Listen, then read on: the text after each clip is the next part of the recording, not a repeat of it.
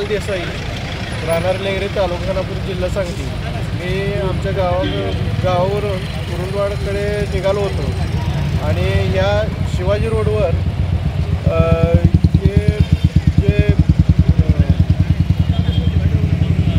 Divider आहे ते divider आहेत का मरणाचा सापळा रचला आहे काय कळना झालं आहे। कारण हे डिवायडर अशा पद्धतीचे आहेत ते दिसतच नाहीत। कुठलं लाईटचा प्रकाश जर डोळ्यासमोर पडला तर ड्रायव्हरलाही दिसत नाहीत। आणि त्यातलं माझ्याबरोबर घटना घडली।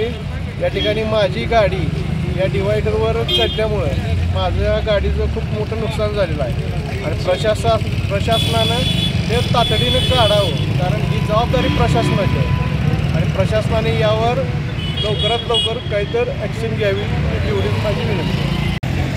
गेल्या एका महिन्यापूर्वी जेव्हा आदेशसंख्या लागली त्यावेळेस मी स्वतःहून या डिवायडरची काढण्याची मागणी PWDकडे केलेली होती।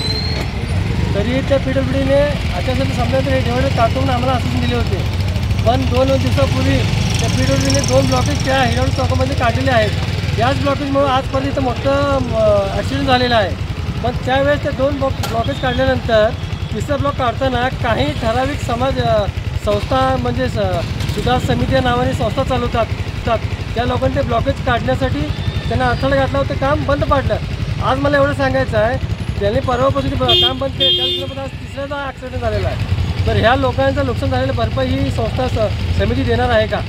त्यांनी त्याची आपल्या माध्यमातून मी त्यांना कल्पना देत आहे की त्याची लोकांची भरपाई ही सुधार समितीने द्यावी, अन्यथा त्यांना